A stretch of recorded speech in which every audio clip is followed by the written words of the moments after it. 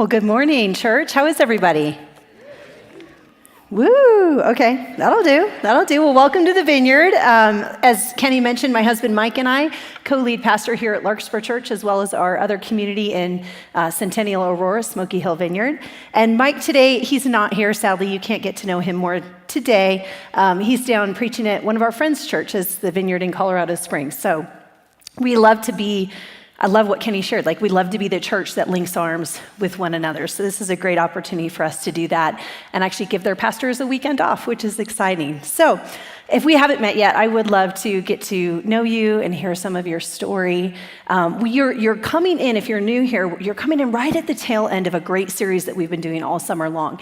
And it's called Unlikely Heroes. So if you're interested in character studies or trying to understand how does God use just normal, everyday people from the beginning of history to today, it's been a really fun series to be able to kind of plug and play these different people who maybe their story is a little surprising that God would use them to be heroic in certain ways for his kingdom or in their communities or in their family. Now, we've learned a couple of new language or ways to engage with the scripture this time. Last week, Janice did this great thing of Philip, I can do that. Right? Did anyone try this week? Did you try to do that in some way?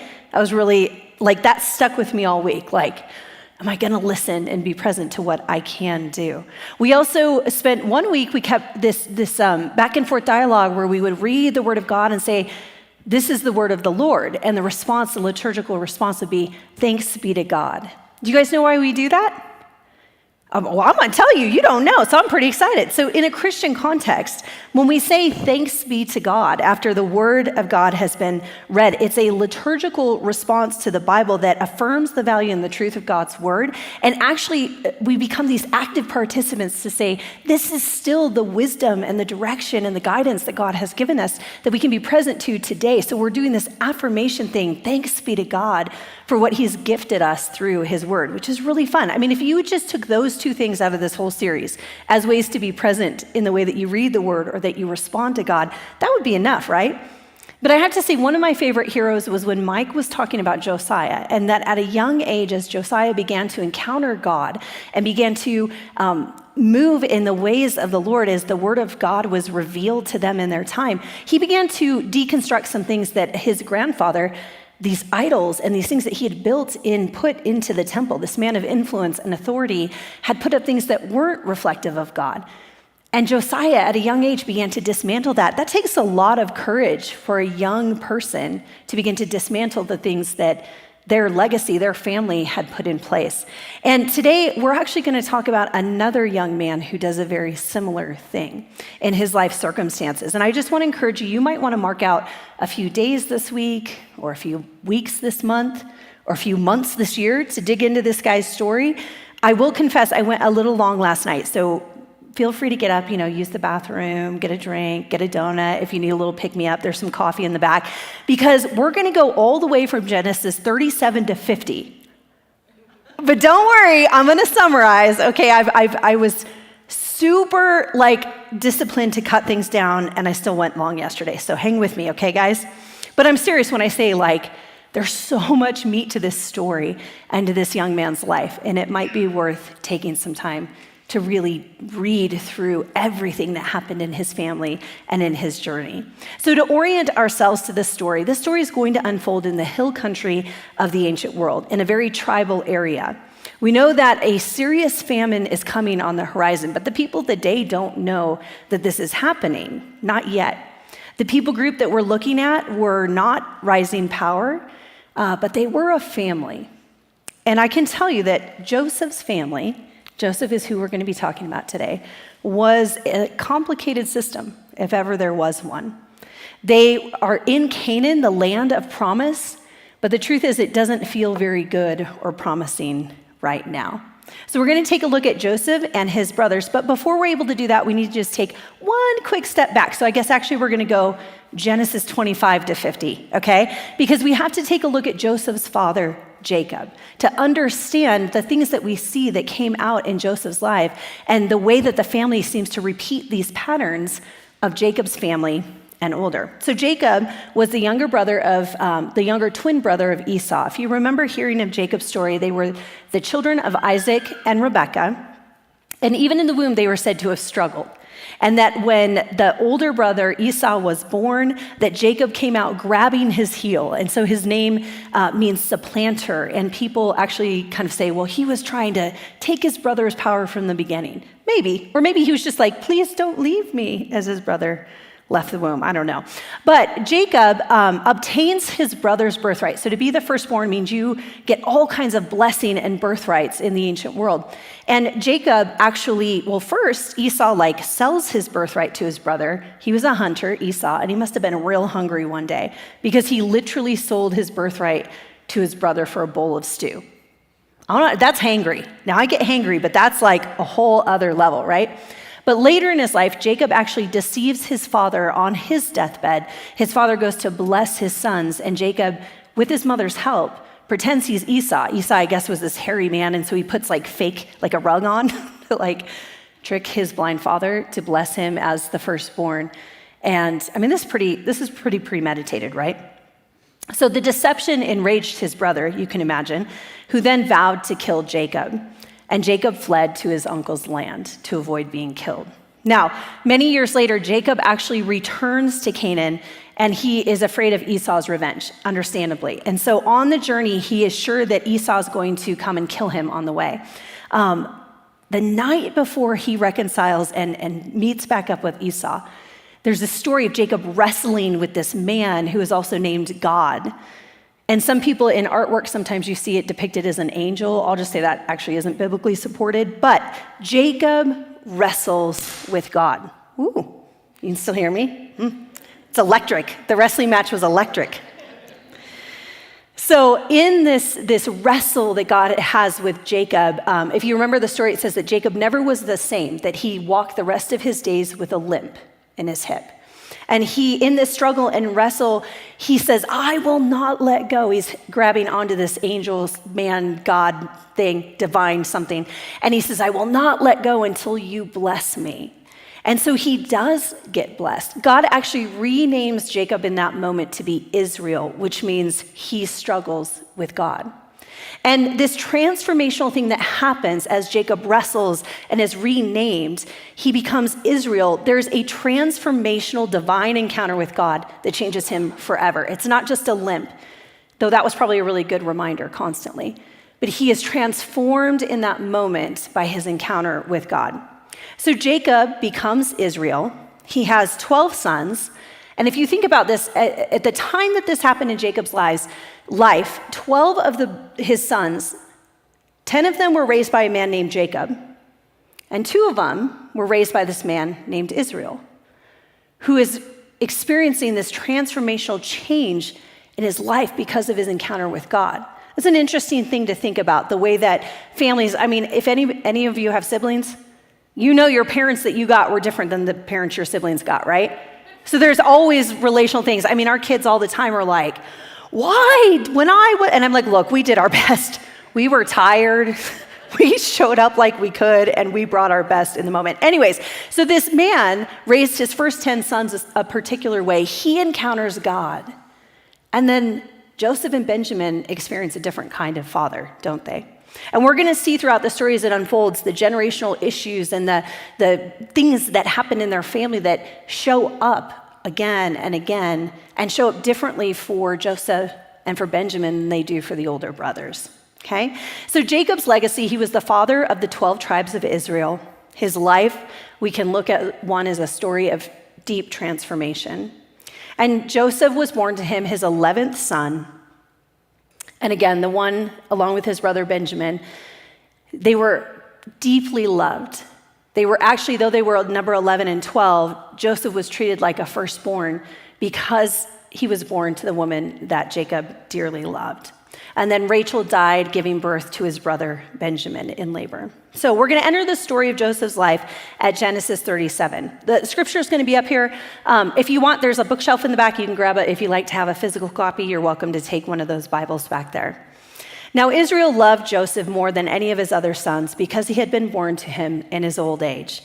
And Jacob had made an ornate robe for Joseph. When his brothers saw that his father loved him more than any of them, they hated him and could not speak a kind word to him. Now, Joseph, his name, it would be pronounced Yosef, means to add. At 17 years old, Joseph begins to have some dreams, okay? Have you ever known a 17-year-old boy who's like real sure of himself and like, I'm gonna rule the world, and there's so much fit, maybe a little lack of wisdom, but lots of zeal and belief in themselves? No one else has ever had a 17-year-old boy? Lots of them, yes, okay. So Joseph has a dream, and when he told his brothers, they hated him all the more. He said to them, listen to this dream I had. We were binding sheaves of grain out in the field when suddenly my sheaf rose and stood upright while your sheaves gathered around mine and bowed down to it. I can't imagine why his older brothers disliked this dream. His brothers said to him, do you intend to reign over us? Will you actually rule us? And they hated him all the more because of his dream and what he'd said. Then Joseph, not having learned from his first encounter, had another dream and told his brothers. He said, listen, I had another dream, and this time the sun and the moon and the 11 stars were bowing down to me. At this point, his dad gets involved and rebukes him. What's this dream you had? Will your mother and I and your brothers actually come and bow down to the ground before you? His brothers were jealous of him, but his father kept the matter in mind. Now, the brothers hated him more because of this. Joseph, in sharing his dreams, is adding to their hatred of him. But he also added at the same time to the joy of his father because he's the son of the woman that Jacob loved. And even though the sharing of the dreams didn't go well for Joseph, I think he must have continued to be pretty confident. But here's something else that happens then that did not go well for Joseph as well. Verse 13, his brothers had gone to graze their flocks near Shechem, and Israel, Jacob, now named Israel, said to Joseph, as you know, your brothers are grazing the flocks near Shechem. Come, and I'm going to send you to them. Very well, he replied. So he said to him, go and see if all is well with your brothers and with the flocks, and bring word back to me. Then he sent Joseph off from the valley of Hebron. Now, Israel is sending Joseph to his brothers. He has to know based off how things have gone. I mean, you're not unaware, right? When your kids are having sibling rivalry, as a parent, it's pretty obvious, right? So much so that Israel even stepped in, time to tone it down a little bit, Joseph, right? But I also believe that his heart was towards one of reconciliation. Because when you look at the actual original language, this translation is just a little bit lacking. So I want us to draw out a couple of things. There's a moment where, as Israel is saying, go to your brothers, he actually uses the word please in his sending. He's not demanding, he's not commanding, go and do this. Please, would you go to your brothers? The invitation is actually relational. Walk towards your brothers, go towards them, see about their shalom, see about their well-being. How are they? How are their flocks? How are their families? See about the peace that they're experiencing and bring word back to me. Now, the Hebrew word shalom is often translated as peace, the deep and abiding and rich peace of God, the shalom of God. But its meaning is actually much broader. It goes on to include things like wholeness and completeness and harmony, well-being, prosperity, restoration, and right relationship with God and with others and with his creation. So when we speak of the shalom of God, we're talking about God's intended state of goodness, of order, and of flourishing, both for individuals, for communities, for families, for all of creation. And in fact, in this translation, when Joseph says very well, those of you who are imagining your 17-year-old sons, they were like, okay, fine, yeah, very well. That's not what he does. In fact, Joseph's all in this moment. He's all in. The original language is actually hanene, and it means I am a full yes. I am bringing all of my heart, my mind, my body, my soul, yes to whatever comes next. And it's not used very often in the Word of God, but very profound places where this yes is given to God. One of those even includes Mary, as she said, yes, may the Lord's will be done to me, as she's told that she will be with child. So this is an all-in sort of very well. All right, so Joseph, he goes after his brothers. He finds them near Dothan. But when his brothers saw him in the distance, and before he reached them, they plotted to kill him. "Here comes that dreamer," they said to each other. "Come now, let's kill him and throw him into one of these cisterns and say that a ferocious animal devoured him. Then we'll see what comes of his dreams." And when Reuben heard this, Reuben was the firstborn, the actual firstborn of Israel. When he heard this, he tried to rescue Joseph from their hands. "Let's not take his life," he said. "Don't shed any blood. Throw him in this cistern here in the wilderness, but don't lay a hand on him." Reuben said this to rescue him, Joseph, from the other brothers and eventually take him back to his father. So Reuben's trying, I believe, in the same way that Israel was trying to do the right thing, to send Joseph in an act of reconciliation, an act of sending, and a relational invitation for things to be different than they had been. Reuben also is trying to step in and do the right thing, to hide Joseph away from his brothers, that then he might rescue him out of a dry well that they've put him in and return him home. When Joseph came to his brothers, they stripped him of his robe, the ornate robe he was wearing, the one that his father had made for him as the loved son. And they took him and they threw him into the cistern. The cistern was empty. There was no water in it. So essentially a dry well that Joseph would have been able to get out of. As they sat down to eat their meal, so they just go on with their lives. They throw their brother in a pit and they sit down to have dinner. As they're eating their meal, they look up and saw a caravan of Ishmaelites coming from Gilead, and their camels were loaded with spices, balms, and myrrh, and they were on their way to take them down to Egypt. So Judah said to his brothers, "What will we gain if we kill our brother and cover up his blood? Come, let's sell him to the Ishmaelites and not lay our hands on him. After all, he is our brother, our flesh and blood." And the other brothers agreed. Now, I don't know in what economy, the ranking of well, if we don't kill him, we just sell him into slavery, that's okay. I don't know. Maybe y'all are yeah, I would have sold my siblings. I'm just saying, maybe this resonates deeply with some of you. As the Midianite merchants came, his brothers pulled Joseph out of the cistern and they sold him for 20 shekels of silver. And he was then taken to Egypt. When Reuben returned to the cistern, he tried to save Joseph, and of course, he was not there. So Joseph's full stop yes leads him to this pit, leads him to be sold into slavery at the hands of his own brothers. And the brothers find themselves facing this age-old question of when jealousy or adversity or strife or discord comes, should we kill him or should we get rid of him? Should we kill him or should we send him away from us? What's interesting, there are two particular things I want to draw out of this moment when we think about the generational impact of Jacob's life into the lives of his sons. The first is that send him away is exactly what happened to Jacob when he stole his brother's birthright. His mother, knowing that Esau was going to kill her other son, sent Jacob away. It's not lost on me also that as Israel sends Joseph to go and see about his brother's shalom, to go and see about their well-being and to be reconciled and restored, go see about the shalom of your family, that the exact opposite is what actually comes. There's certainly no wholeness or completeness or harmony as he arrives to be with his brothers. There's no well-being, there's no prosperity or restoration, and there's certainly not right relationship. The exact opposite of what Israel, I believe, intended came to bear. So after Joseph has been sold into slavery, his brothers lie. They take his ornate robe, they kill a goat and they cover it in blood and they tear it up and they go back to Israel and they say, "Do you recognize this robe?" Which of course he did. He made it for his beloved son. And they said they lied to him. He's been killed. This is the epitome of premeditated murder, isn't it? Or attempt, slavery, all the things. His father tore his clothes, put on sackcloth, and mourned for his son for many days. His other sons and daughters came to Israel to comfort him, but he refused to be comforted, and he said, "I will continue to mourn until I join my son in the grave." And his father wept for Joseph.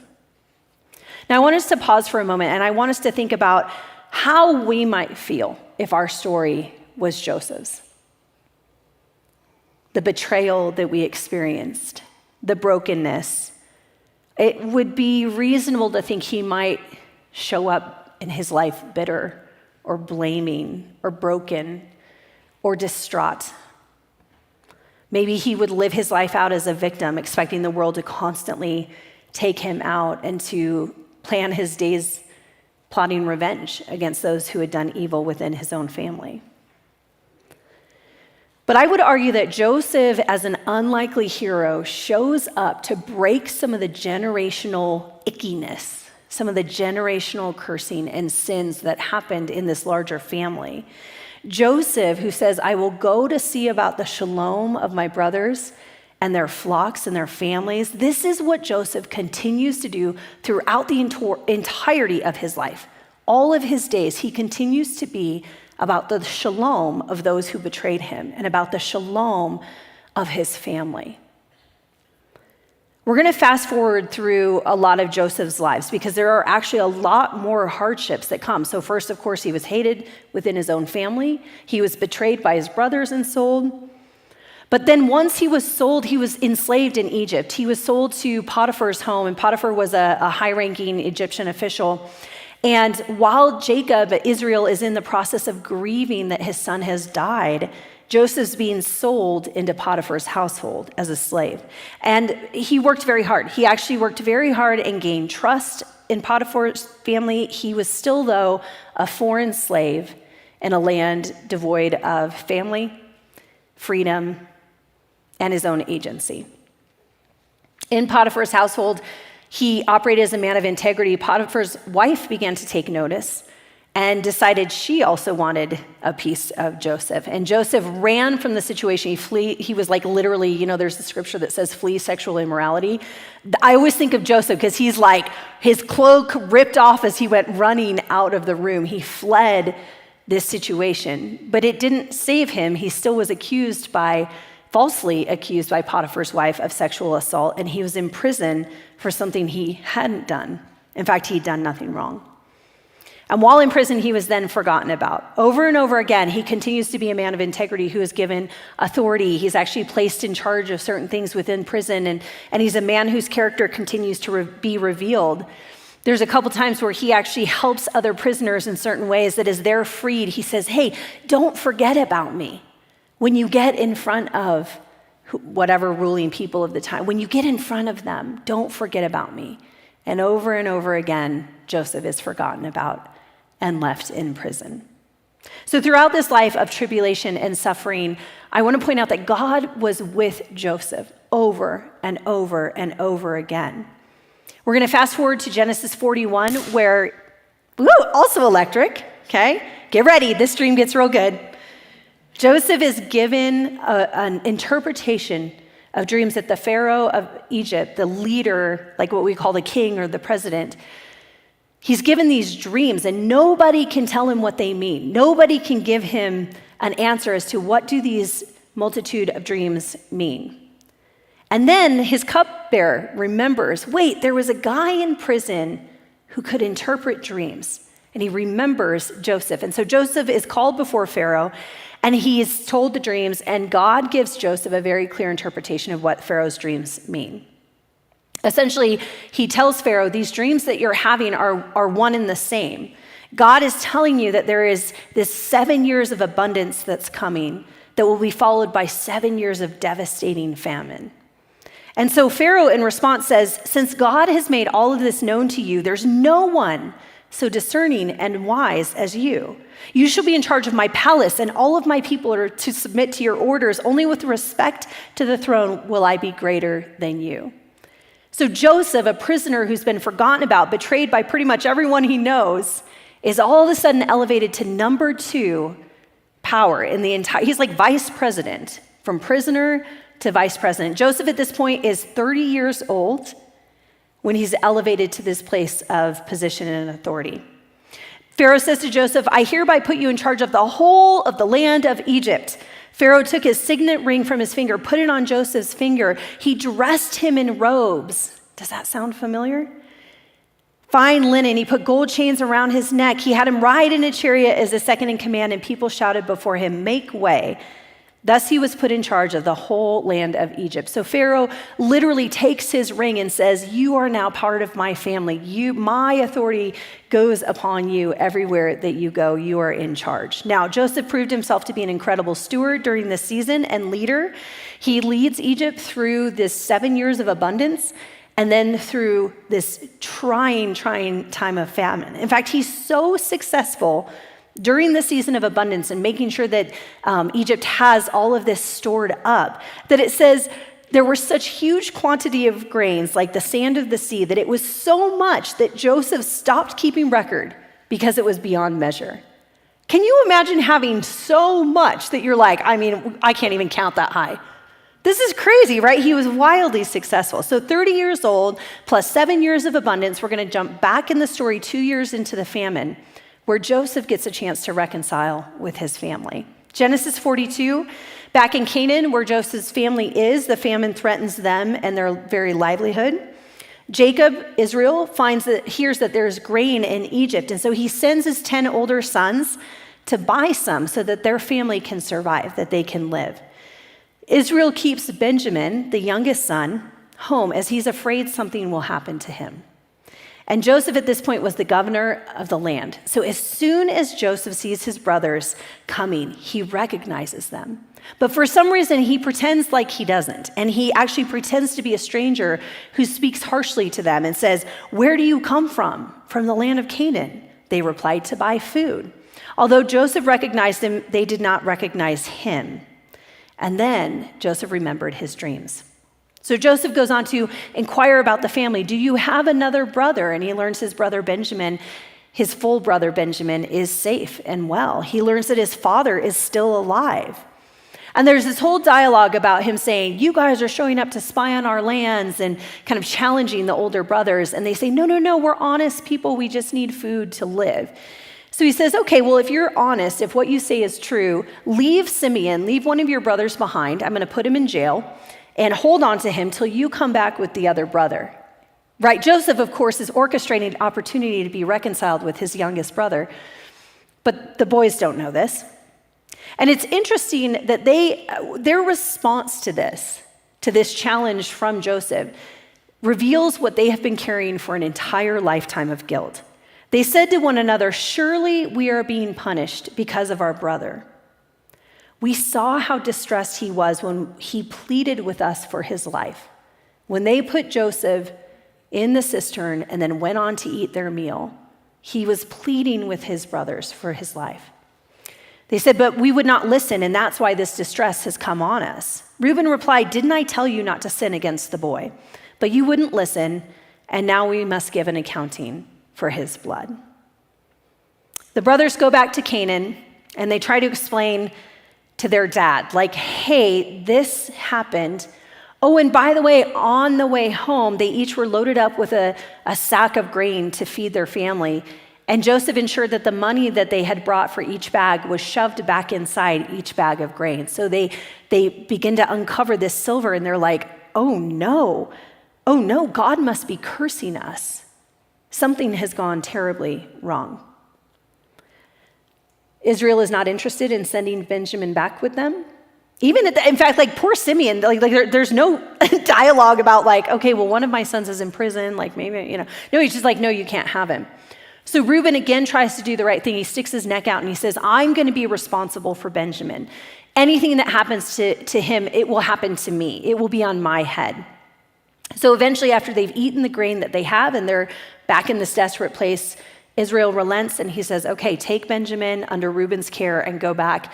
But listen, however this money got back in the bags, that was clearly a mistake. So take double the amount of silver to go and buy the next round of grain, and take all of the best gifts of the land, the honey, the everything that is being produced on their land in Canaan, the good land that is in a famine. They take these really valuable gifts during this famine and take them while you buy the grain. Make this right, essentially. So they come back with Benjamin. Simeon is returned to the brothers, and Joseph tells the stewards to take them to his house. The brothers think they're going to be killed because they stole the grain in the last round. So they believe they're going back and they're going to be killed. Joseph, for the first time, lays eyes on his brother Benjamin. he begins weeping. He weeps so hard he has to run out of the room to go compose himself upon laying eyes on Benjamin. He finally gets himself back together. He composes himself. The feast is served. The food begins to come out.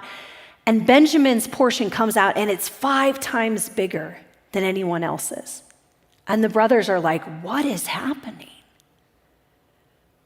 Say you went out for a steak, and you're like, I would like the filet mignon, please. And instead of 1, they come out with 5 platters of filet mignon. And you're like, what went wrong? Am I being charged for this? Like, what has happened, right? And so the brothers are confused, but they all begin to feast together. After dinner, Joseph sends them back to Egypt with as much grain as they can carry. However, Joseph very sneakily has his royal silver cup stuck into Benjamin's bag. And he sends the police after them. And he says, my silver cup is missing. Whoever's bag that ended up, only he shall be returned to me as a prisoner.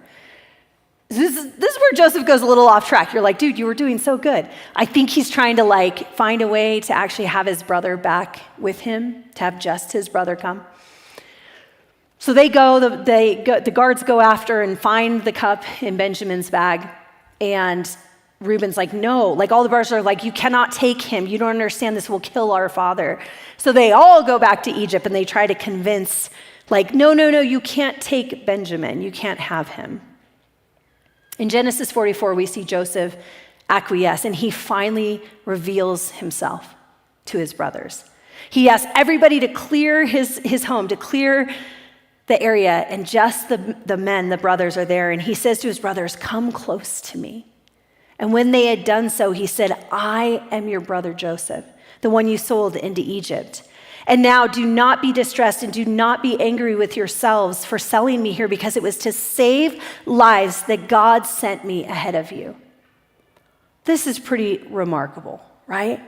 What I love about just this statement and the way that we see Joseph continue to live his life out from here is that he has done the hard work to forgive. He has done the hard work to get his heart in a place where he can be reconciled to his brother. That's all he can do to all of his brothers, to his betrayers, to the ones who did evil against him. He has done the work to see the hand of God in these circumstances and in the pain and in the heartbreak. In power or in prison, over and over and over again, Joseph is looking out for the shalom of his family and of his brothers. He's upholding that commitment, that all-in yes that he gave to Israel, to say, I will check on the well-being of my brothers. After he revealed himself, it says that he threw his arms around his brother Benjamin and he wept, and Benjamin embraced him weeping. He kissed all of his brothers and he wept over them. He wept over the ones who had betrayed him. Afterwards, as his brothers were talking with him, it says actually that he cried so loudly that the people outside of his home could hear him weeping. It made its way to Pharaoh's home. And in fact, Pharaoh was so excited to hear, he was so glad to hear that Joseph's brothers had come, that he says, move your whole families here. Move everybody. All of your possessions, all of your wives, all of your children, bring everything from the land of Canaan to Egypt so that you can enjoy the fat of the land. And the sons of Israel did this. Verse 29 says that Joseph had made his chariot ready, and he went to Goshen to meet his father Israel as they came up from the land of Canaan.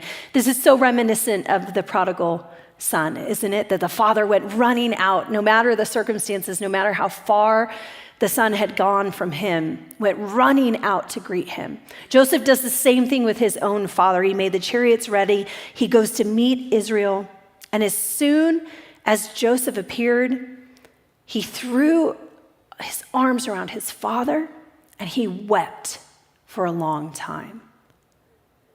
Israel's response to Joseph is, now I am ready to die, since I have seen for myself that you are still alive.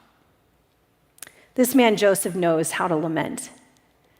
He knows how to be, his emotions are right on the surface, which you could understand, right? But they're not necessarily the emotions we might expect of someone who has been betrayed within their family and spent a life trying to be full of integrity and again and again and again feeling knocked down by life circumstances, right? Towards the end of his life, as Jacob or Israel is preparing to die, he brings his 12 sons to him and he blesses each one of them. And this is in Genesis 49. It's really interesting if this sort of thing like gets you fired up like it does me. Go and read it. It's really interesting to see how he blesses each of the tribes of Israel. And some of them he's like, you're like a bucking bronco who like you're destroying everything, you're whatever. And then it's like a one sentence blessing over all of them. And then he gets to Jacob. And this is Jacob's blessing over Joseph. Joseph is a fruitful vine near a spring whose branches climb over a wall. And with bitterness, archers attacked him. They shot at him with hostility, but his bow remained steady. His strong arms stayed limber because of the hand of the mighty one of Jacob, because of the shepherd, the rock of Israel, because of your father's God who helps you, because of the Almighty who blesses you with blessings of the skies above and blessings of the deep springs below, blessings of the breast and the womb. Your father's blessings are greater than the blessings of the ancient mountains, than the bounty of age-old hills. Let all of these rest on the head of Joseph, on the brow of the prince among his brothers. The fulfillment of 17-year-old Joseph's dreams right here. What's really fascinating, though, when you look at this family story, in Genesis 50, as Joseph goes to bury his father Israel, there's this interesting little postscript on how the rest of their family lived out their days and this particular place of reconciliation with Joseph. And verse 15, it says, when Joseph's brothers saw that their father was dead, they began to question, perhaps Joseph will hate us and repay us for all the evil that we did to him. So they lied. Again, I don't think God's happy about this lying thing. The brothers sent word to Joseph saying, your father left these instructions before he died. This is what you're to say to Joseph. I ask you to forgive your brothers the sins and wrongs they committed in treating you so badly. The brothers don't understand the completeness with which Joseph has shown up in forgiveness, the work he has done to be willing to be reconciled. Joseph's like, brothers, that's not the story we live in any longer. That's not the story. For 17 years at this point, they've been reconciled, and Joseph is like, guys, he says, do not be afraid. Am I in place of God? The brothers are afraid that now that the father has passed, maybe he won't be about their shalom, and he'll take his revenge. They're living in this false narrative that all of this time, they're living under decades of oppression from the choices they have made and the ways that they have sinned against him. And Joseph says, this isn't a story of retribution or revenge. I've been living a totally different story alongside of you all of these years. Joseph, this man who was so able to weep and lament and forgive. The brothers couldn't understand how to live under that kind of generosity and explicit forgiveness of them. Joseph had forgiven them and literally wept over them at their reconciliation. And I think sometimes that's how we look at God. Sometimes it's how we experience, this must be too good to be true. Can he really be that loving and that forgiving? In the face of horrible things that I have done, in the face of the horrible actions that the brothers took towards Joseph. Maybe today there's something in this story that kind of triggers for you, yeah, I can understand why they're waiting for the next shoe to drop. My experience has been, it will come. Relational brokenness is going to get me in the end. Right? Some of us live under that oppression instead of the freedom and the grace and the forgiveness and love of God. Now, I remember Do you guys, I'm going a little long, but do we have a few more minutes in us? Sure? Okay. I want to share something from my own family as I was imagining this thing of generational experiences. We see Jacob's life lived out a certain way and the way that his brother actually welcomed him back with love and not revenge, and the way then that's flipped on its head with his son, that his son welcomes those who have also betrayed his brothers that have betrayed him. There's this really interesting interplay when you look at the generational impact of things. And in the Bible, it says that there's generational cursing. If you've ever done like a genealogy map or something that shows kind of the fruit that shows up in family lines, you can see that there are things like alcoholism or abuse or things that literally pass generation to generation. This isn't just like a psychological idea. Like biblically, we're told that generational curses pass to the third and the fourth generation. That these things, these patterns, these sins in families will continue to replicate themselves until there's a stopping point, until someone like Joseph stands up and says, no more. I'm not going to live that way. I am the son of a father who has been transformed by the power of an encounter with God, and I'm not going to perpetuate those things anymore. It takes one person in a family to say yes to God in a way that says, I'm not going to perpetuate this. Instead, I'm going to step into the biblical promise that says generational blessings will go to 1,000 generations. 1,000, you guys. This is like, have you ever stopped and tried to think like, how many years is 1,000 generations from me? It's a lot. Maybe like the grains of the sand in the sea. You're like, I don't know, I can't count that high. So I remember a very poignant moment in my own family. My father was an alcoholic. He had been raised by an incredibly abusive man, sexually abusive, emotionally abusive, physically abusive. And my grandfather's abuse spread wide. And there were many of us in our family that succumbed to his abuse and the fruit of what had happened in our family line. And in our generation, my generation, there's this incredible move of God that people began to come to faith. My sister, myself, our cousins who had been affected by this abuse, like all of a sudden there was this turning of something in our family where this family line that was full of lots of generational sin and cursing began to intersect with something different.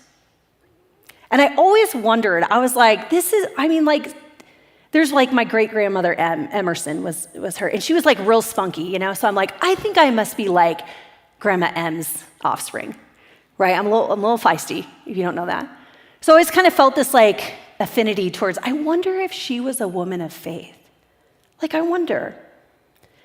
And then a couple of years ago, we were visiting some friends out of the country, and they were taking us to visit this beautiful place. And all of a sudden, I get this text from my sister. She had been helping my mom pack up and move permanently from California to Colorado. And she said, you're not going to believe what we found. And I'm like, okay, what did you find? Like, who knows what's in, these old boxes and photo albums and whatever.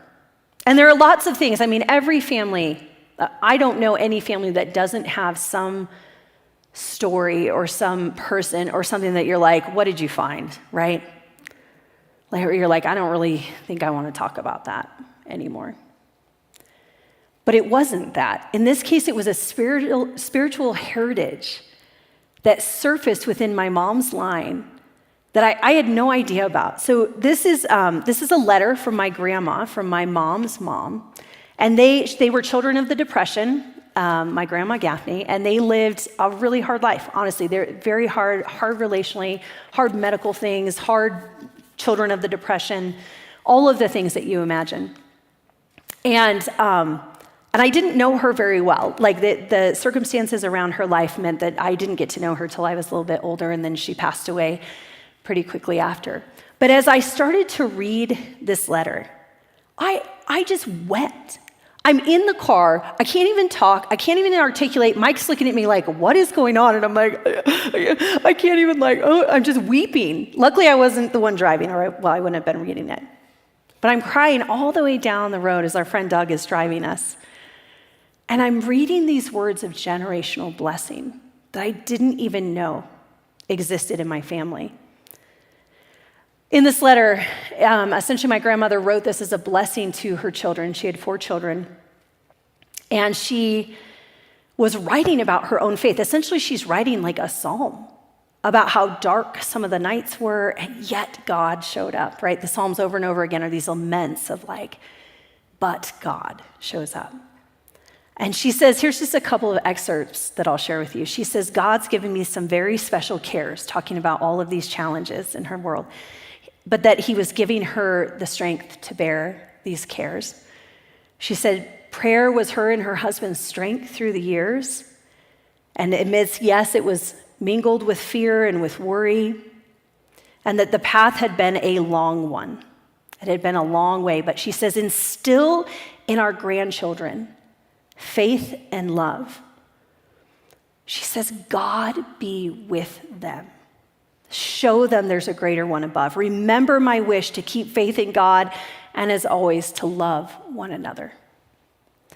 And in that moment, there was this homecoming for me of something so deep where I see the generational transformation that happened in my family, and I can understand when this other line came in, God was like, it will not prevail in this line. God's purposes will come. He will be with us no matter the betrayal, the abuse, the awful things that happen. God will prevail in his way. It will come down as a generational blessing, not the curse of sins.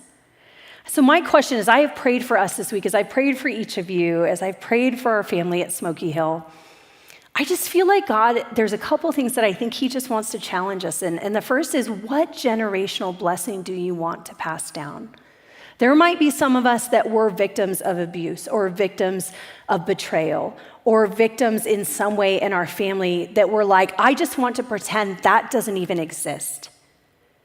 But if we take a look at Joseph's life, he doesn't pretend the pain isn't there. He's done the hard work to lament, to weep, to be tender and forgiving, and allow God to show up and change for 1,000 generations, all the way, guys, to us. The fruit of the tribes of Israel being different because of choices that were made that said, I will not live in a story of retribution and revenge. This is the heart of Jesus, you guys. God is not unfamiliar with suffering. Jesus himself held the cup of suffering on the cross. He held the cup of both death and life at the same time. I am more convinced than ever, the longer I live as someone who follows Jesus, that the reality of the kingdom looks like holding both of those things in tension, the joy and the sorrow, the beauty and the brokenness of living in this world that won't be our forever story, but it is, I believe it's the way of Jesus. And I wonder as I think about this, that Jesus made a sacrifice that even the brothers could come and experience unconditional forgiveness and love in the same way that we can. So I'm going to invite Cindy Marcel back up. We're going to close in some worship, but here's my question. I wonder, I'm really curious, what God's redemptive strategy might be for you and for your family. I'm going to invite you to stand for a moment if you're able or willing. You're also welcome to sit if you'd like. But I want us to do some sort of bodily response to God in this moment. I want us to come before him. And whatever it is, I invite you just to maybe close your eyes for a moment. As you've listened to Joseph's story, what has come to mind of your own family? What is the thing that you're like, I don't know that I could ever speak that out loud. I'm not ready to forgive that yet. I see the fruit of that happening in my kids and in their kids. Guys, I just want to remind you, your job is not done. That this generational role that God has placed you in your family to intersect whatever the story has been, God has placed you there to choose. I can follow Jesus wholeheartedly and things can look different. We can stop this now. If that's alcoholism or addiction of some sort, if that's abuse, if that's neglect, if it's lying, if it's mistreating others, you have the choice to say, God, forgive me. for any part I've played in this, and to move into something different for the 1,000 generations that are going to follow you in your family. That is God's invitation to you today. This is God's invitation for us. If we just say, the word says that those who call upon the name of the Lord will be saved. We don't have to jump through hoops. We don't have to say the right thing. Literally, all we have to do is say Jesus. We need to call on the name of the Lord and we can be saved, and we can change the trajectory of our lives, the way we're going to live, and the way that our generations after us will live. And so, God, I just ask that you would do a work in us today. We want to be people of the kingdom that leave a legacy of something different than retribution and revenge. We want to be people, God, who can forgive, who can do the work in our own hearts to say, I want my kids, I want my grandkids and my great-grandkids and my great, all the way to 1,000 generations to live free in a world that is broken. God, that they would know that there's hope, that they would know that there's another way to choose to walk out the beauty of your shalom. So I pray whatever little piece that maybe you had come to mind, that you would hold that right now. Imagine holding that in your hands and lifting that to God. Asking him to impart a different spiritual heritage, a generational blessing that you can give, that you can be like Israel, who on his deathbed blessed his son Joseph with all of the fulfillment of the blessing of the kings, the sons, the generations that were before and that would come after. The most striking thing about Joseph is that when he went to die, he made his family promise that they would bring his bones back to the land of Canaan. Because he knew the part of the generational story, the bigger generational story that he was a part of, because what he was asking them was when the Exodus comes, which would be about 400 years later, that they would return him to the land of his forefathers. He knew the generational story that he is in. So may today the Lord give you an understanding of the generational story that you walk in, and the truth and the promise that he has, and that he would bless you. He would bless your yes. He would bless your no's. He would bless your Lord, forgive me in your cries of confession. That he would instill in you a place to intercede differently for your children and your grandchildren and your great-grandchildren. That your kids would stand one day and go, I have this letter that came down from the generations before me. They would understand their place in God's story. So I invite you during this time, if there's something that you want to get some prayer over or just a witness to, our pastors will be available kind of off to the sides and in the back. We want to be really tender that this is tender space, you guys. So we're not going to ask you to come up front, but we're just actually going to put ourselves off to the sides and to the back, that if you want someone to pray with you, we will be available to do that. There's communion on the back tables if you want to bring something before the Lord and accept and remember what his sacrifice means for you. The cross is up here if you want to put anything on the cross.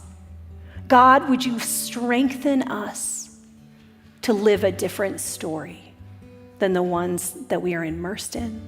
Because God, we desire to grab hold of your story in greater measure today. So as we worship, just guys, reach out, grab hold of what the invitation for you today is.